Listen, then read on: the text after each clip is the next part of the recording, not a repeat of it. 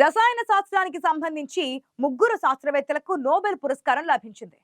Metal organic ఫ్రేమ్వర్క్లు అనే crystalline రూపాలను సృష్టించిన ముగ్గురు శాస్త్రవేత్తలు సుసుము కిటగావా, రిచర్డ్ రాబ్సన్, ఒమర్ యాఘీ ఈ ఏడాది ప్రతిష్టాత్మక నోబెల్ పురస్కారం గెలుచుకున్నారు. ప్రపంచంలోనే అత్యంత పొడిబారిన ప్రాంతాల్లో కూడా నీటిని సేకరించే సామర్థ్యం ఉన్న కొత్త పదార్థాలను అభివృద్ధి చేయడం ద్వారా పదార్థ శాస్త్రంలో కొత్త దశను వీరు ఆవిష్కరించారు.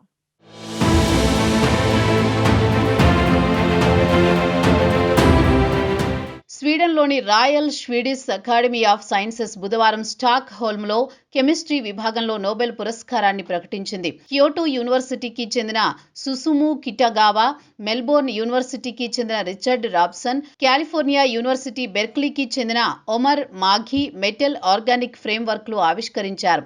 మెటల్ అయాన్లు కార్నర్ స్టోన్లుగా, లాంగ్ ఆర్గానిక్ మాలిక్యూల్స్ లింకులుగా పనిచేస్తాయని, మెటల్ ఆర్గానిక్ ఫ్రేమ్వర్క్ అనే స్ఫటిక నిర్మాణాలు కార్బన్ క్యాప్చర్ నుంచి నీటి సేకరణ వరకు అనేక రంగాలను విప్లవాత్మకంగా మార్చగలవని నోబెల్ కమిటీ తెలిపింది. ఇక ఈ పురస్కారం కింద వచ్చిన 11 మిలియన్ల స్వీడిష్ క్రోనర్లను ఈ ముగ్గురు శాస్త్రవేత్తలు పంచుకోనున్నారు.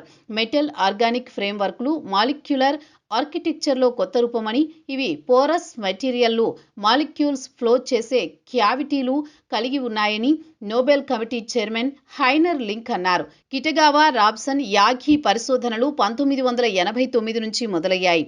అయితే 1992 నుంచి 2003 మధ్య విప్లవాత్మక ఆవిష్కరణలు చేశారు.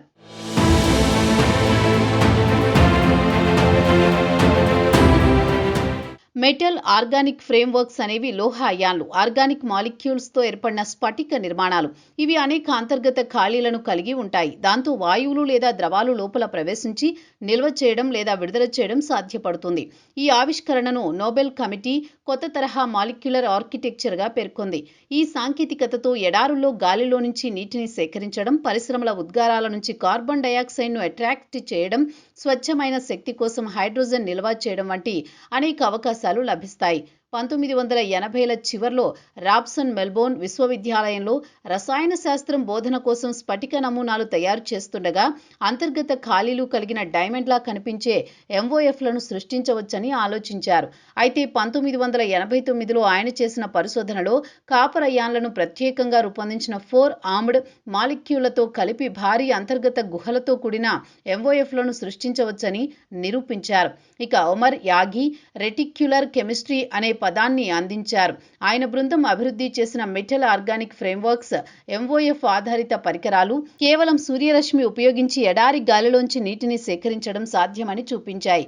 అమెరికాలోని డెత్ వ్యాలీలో చేపట్టిన పరీక్షల్లో ఈ సాంకేతికత 1 కిలో ఎంఓఎఫ్ పదార్థం నుండి రోజుకు 285 గ్రాముల నీరు సేకరించగలదని నిరూపించబడింది. ఈ సాంకేతికత 1 కిలో ఎంఓఎఫ్ పదార్థం నుండి రోజుకు 285 గ్రాముల నీరు సేకరించగలదని నిరూపితమైంది. ఇది నీటి కొరత ఉన్న ప్రాంతాలకు మహత్తర పరిష్కారం కావచ్చని శాస్త్రవేత్తలు నమ్ముతున్నారు.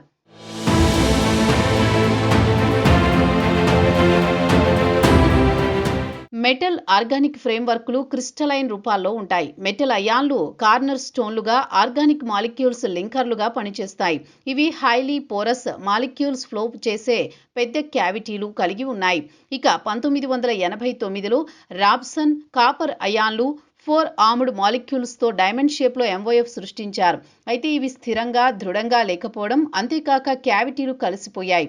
ఇక 1992లో కిటగావా పోరస్ మాలిక్యులర్ స్ట్రక్చర్లు చూపించారు. గ్యాస్ అబ్సార్ప్షన్, రిలీజ్ సాధ్యమని నిరూపించారు. 1995లో యాఘీ మొదటి స్థిర ఎంఓఎఫ్స్ సృష్టించారు.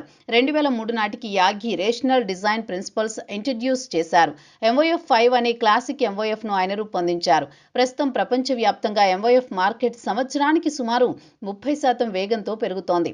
2035 నాటికి ఇది అనేక వందల మిలియన్ల డాలర్ల విలువకు చేరుతుందని శాస్త్రవేత్తలు అంచనా వేస్తున్నారు. స్వాంటే, న్యూ ఆడా, BASF వంటి సంస్థలు ఇప్పటికే ఎంఓఎఫ్ ఆధారిత కార్బన్ క్యాప్చర్ సిస్టమ్ను అమలు చేస్తున్నాయి.